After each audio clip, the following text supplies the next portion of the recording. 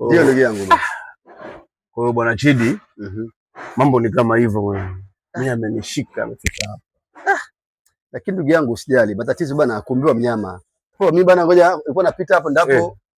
Twaje hapa. Kwa juu mara moja hapa. Kwa tutawasiliana basi. Basi haina noma ndugu yangu.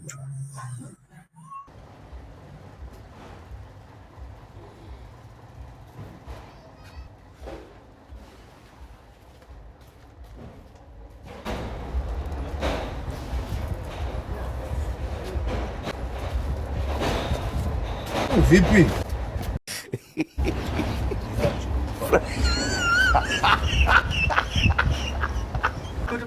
Kama mechi ya juzi. Dodoma si nini angalia saa ngapi? Dodoma 3. Kama semaje je? 6.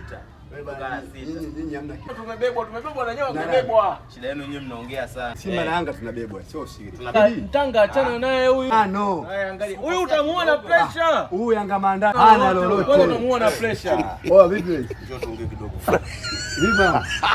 Raishi. Wewe subiri inakuja hapo. Poa mtanga. Sasa ngoja basi. Mambo gani ndugu yangu asielewi? Mambo gani? Wewe si unaona kwa shida zangu pale sasa hivi unaona kwenye status yako. Sio kweli.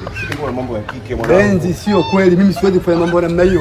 Wewe tatizo lako leo umenieleza.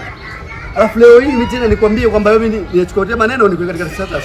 Sio nimekuona status yako mwanangu unakata kitu gani? Wewe una uhakika Benzi au unaongea tu mshikaji wangu? Chidi kwa mimi nitaongea tu. Ngoja hii nini?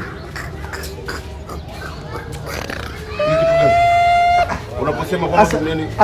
Huyu jamaa yenu mpuzi. Vipi tena? Kuna mambo ya kike. Unafanyaje? Wajua mshikaji wangu. Umeona basi tumekaa na jamaa tatizo yake. Eti ananiambia kwamba mimi niko katika status. Ngoja. Hii anaposema maana yake nini anaponda? Mimi nimemwadisia vitu vyangu, si ndio? Alafu anakuja kusema duniani kuna watu wanateseka sana. Hebu.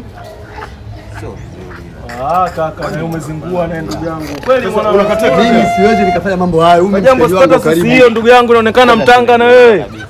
Mtanga status hiyo hapo. Wewe kweli Benzi ni mshikaji wangu mimi nafanya mambo namna hiyo?